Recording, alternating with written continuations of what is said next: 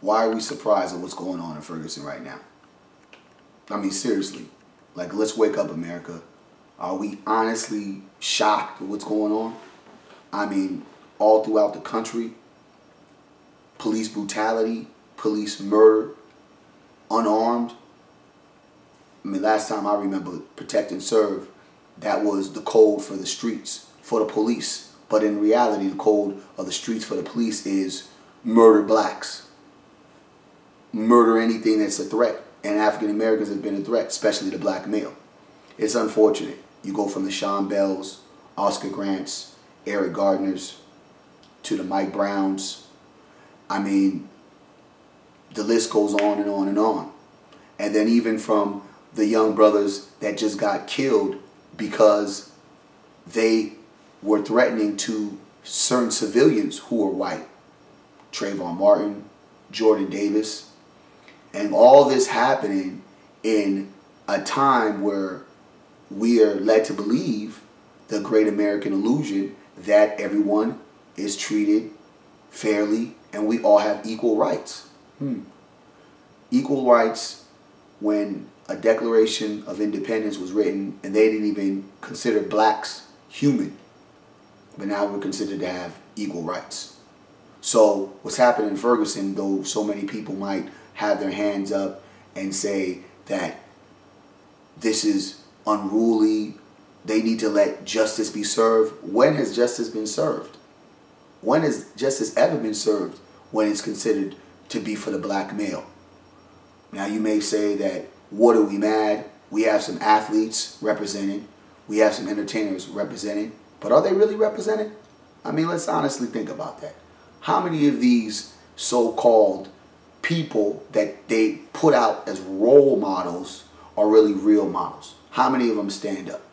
Every time there's a black issue, there's always a situation of why African Americans shouldn't be upset.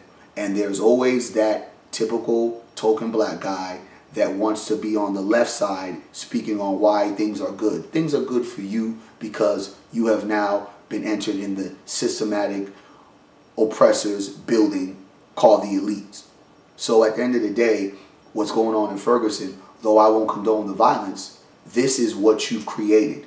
In '92, we rioted over Rodney King. I mean, literally, cameras saw this man getting beaten to death. And the verdict was not guilty for the police officers. And you expected people to sit back and relax. But again, we saw that the justice system doesn't serve blacks. Now, in 2014, in Ferguson, the same thing is happening. And I'm actually kind of proud that people are stepping up and they're not sitting down, just allowing it to happen. Because they don't have any respect for us.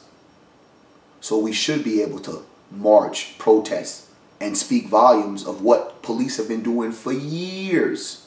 I mean, this is going back for centuries. Police has never had a good relationship with African American men or women, just the community in general. Police don't have a good reputation for people that don't meet elite status. If you're not a part of the elite status, then guess what? The police don't want to see you about anything. We are taxpayers. We pay for them to protect and serve, not to beat, brutalize, maim, and murder.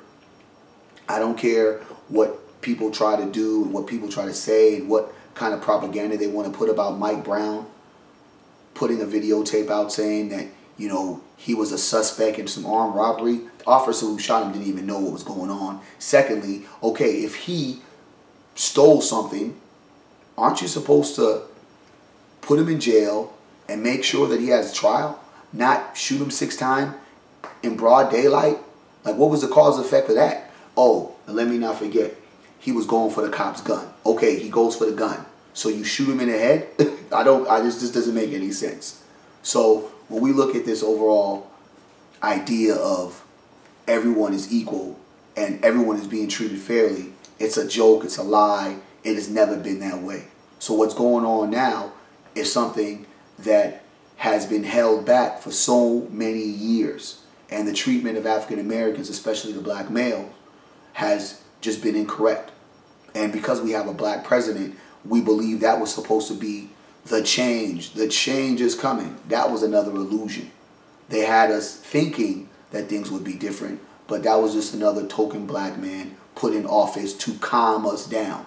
And now here is the storm. But America, this is what you made. Now you're treating your own American people like terrorists.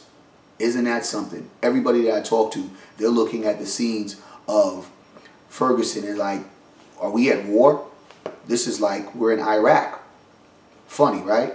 But it's on American soil. And you're treating Americans like terrorists. I don't know where we go from here, but I do know one thing. We need to start discussing the most important thing here in America. Yes, it's not about economics. No, it's not about education. It's about race. Let's wake up to it, America. We need to talk about that, race. Why is it that we still have 52% black males not graduating? Why is it that the poverty for blacks in general is continuing to be at the highest it's ever been? And this is under a black president. So America, when we see Ferguson, we see the scenes, you have to ask yourself a question. What could we have done to prevent this? What you could have done was follow by your Constitution and really walk in the words of all men are created equal.